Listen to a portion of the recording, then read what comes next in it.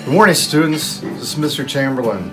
I'm up here in the great northern woods of Minnesota, and I'm here with my friend, relative actually, Mr. Mark Fredin. He's a conservation officer up in Aurora, Minnesota, and he has an interesting collection of pelts here on his wall. And I thought, wouldn't it be cool is if he gave you a little dog and pony about what each of these pelts are. So go ahead, take it away. Hi children, kids. Okay, first one here is an otter.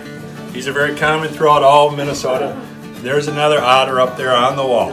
Okay, so they have otter up here and also down by you. The next one here, this is a coyote.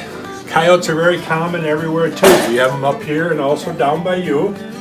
And the next one, this is a Fisher. Some people confuse these as wolverines. You don't have any of these down in your neck of the woods, but they're very common up here and they're trapped pretty heavily in the fall. And then we have a red fox. Everybody has red fox or throughout all Minnesota. This here is called a Marten. Called a pine marten is the actual term. It has a very pumpkin throat, very soft fur. It'd be comparable to like a sable in Alaska.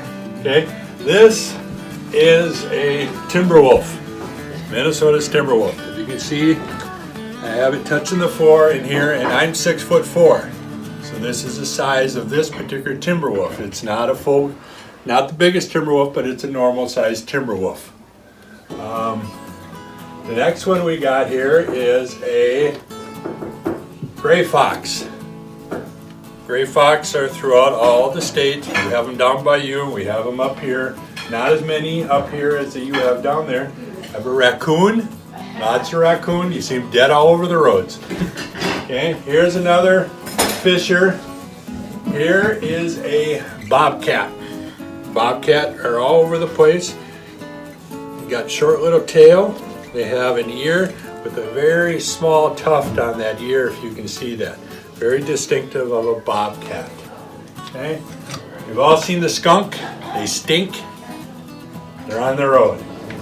This is a mink throughout the whole state, and this is a muskrat, and this little guy here is a weasel. And in the summertime, he's all dark brown like this mink, but in the wintertime turns white, but the tail stays black. So that's a weasel.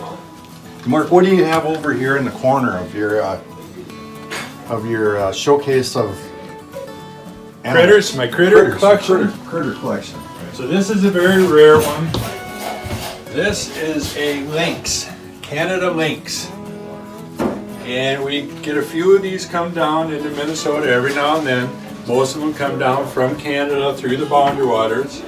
And the distinctive thing about the lynx, if you remember the bobcat, had very short tufts. These are very long tufts. The feet are very big, helps them to run on top of the snow. And the tail, if you can see the tail here, very black tip on the tail. That's very distinctive of a lynx. So the lynx are designed to be running over the top of the snow so they can kill rabbits. That's their main food source. The last thing I have is the Minnesota moose. This is a rack of a moose. This moose here is about 48 inches in width. Not considered a real big one, but it's a decent size moose. Thank you for your viewership. Thanks, Mark. I really appreciate it, and I hope you and the students will enjoy it. Thanks a lot.